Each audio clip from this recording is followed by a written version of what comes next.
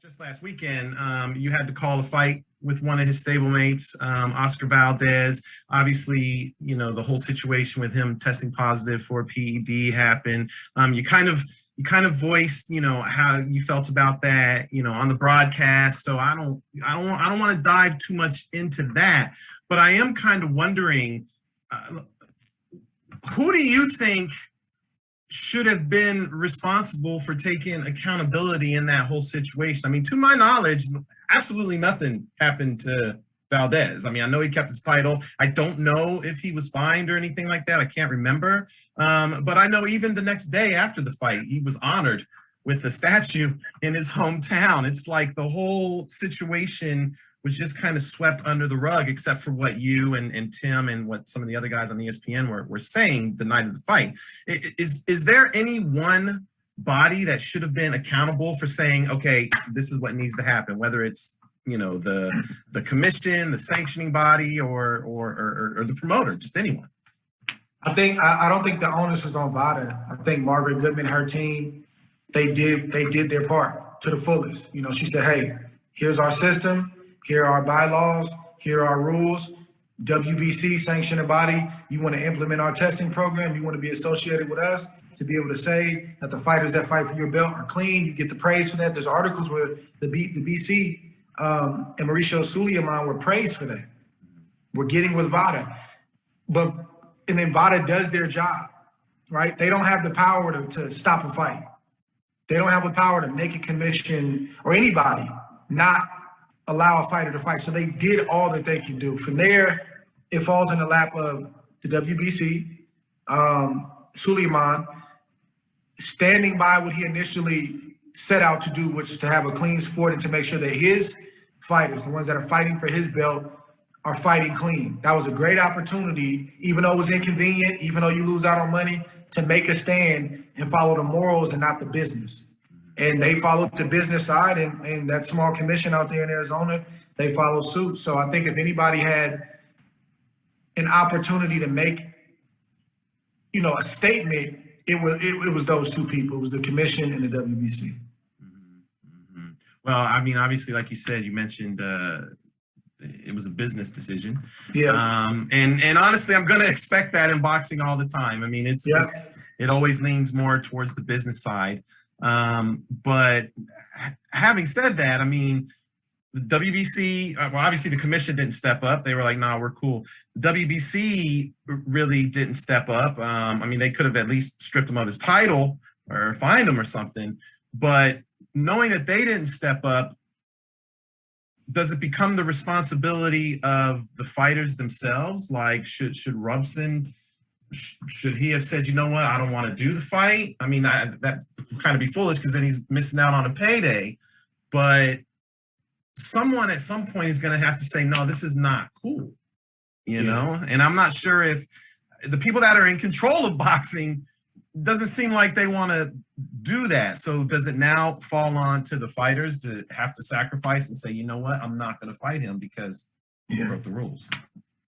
I mean, I guess you can do that if you can do that, and I don't think his opponent can do that. It's a career high payday, it's an opportunity, and you don't know if you're ever going to get that again. You don't know what type of fallout is going to come from you making that stance. You're not guaranteed to win in court or with the commission. So I think he gambled and took the fight and was actually winning the fight.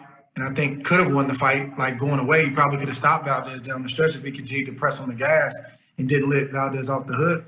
And now he wants to file, complaints and different things like that. I think if he has any argument for a complaint, it's for that point that was taken in the 9th round. Mm-hmm. Like that shouldn't have happened. Like that shouldn't have, like it just does not happen. Like you need to warn him multiple times. If that's the 3rd infraction, or maybe it was the first time, but it was real blatant, you give him one warning. Next time you do it, I'm taking a point. We can all understand that. But it just wasn't right. And then Valdez, hit him in the back of the head a round or two later, and he just looked at him like, what, keep fighting. So if there's any complaint that his team has, it's that complaint. But they can't now say, oh, and he tested positive. They lost that leverage when they accepted the fight. Mm-hmm. Mm-hmm. Do you think that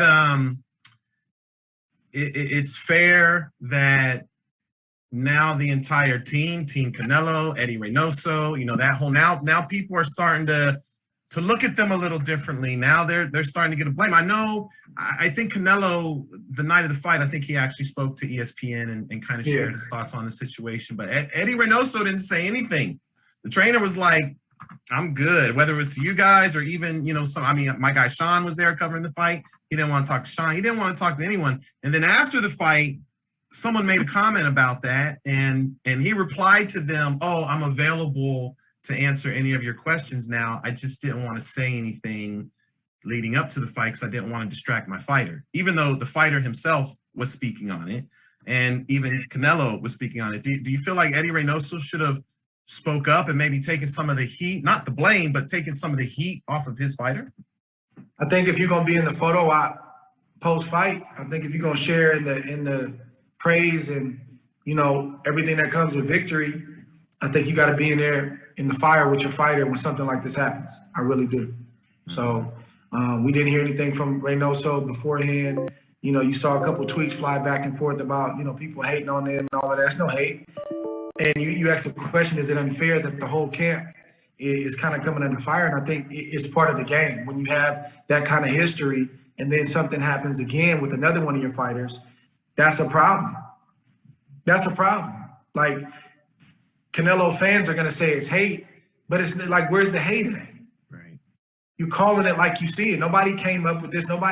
He didn't test positive and then, test negative. And then we're saying, oh, he tested like that. That's some personal stuff that you're just trying to make things up. Like, this is not that case. And, I think everything that they got from a media standpoint was justified. I think they probably should have got more heat. And I'm not sure if it was another team in another camp that they would have got the same treatment. Even though they did get some heat, I don't think they necessarily got what other teams would have got if one of their top fighters would have tested positive. I'll just say that. Yeah. They got some heat. They didn't answer it. I think that's what I was disappointed about. There were just no answers. Even now I still don't. I think you mentioned it was a T, but what was the T? Can I get some answers? And I think that's the problem that most fans that are critical about it have. It's just that they're not getting the answers. And I think that's because there's no accountability. There's no punishment for it. If the worst thing you have to do is just stay silent and not speak to anyone, bro, I can do that all day. That's not a problem. Right. But even after the fight, when Valdez and his opponent had the exchange after, and Valdez is like, man, I've been through a lot this week. I don't want to hear that. It's like, bro, like, you brought that on yourself. Mm-hmm. Like, nobody owes you anything because you've had a lot to deal with this week. Right. But it's just like this sense of entitlement, like leave me alone. Like, I deserve a pass. Mm-hmm. But God forbid, if somebody dies in that ring, now the tweets start to fly. Now the IGs start to fly. And we should do those things. We should honor people and respect people if something like that happens. They're brothers or sisters in the sport. Mm-hmm. But why does it have to come to that? Yeah. Right? Like why does it have to come to that before people wake up and then all of a sudden want to take notice? So I try to stay in my lane, Ben, and I'm a fighter at heart, but like, I'm not looking for fights. I'm not looking for things to stand on and things to fight for.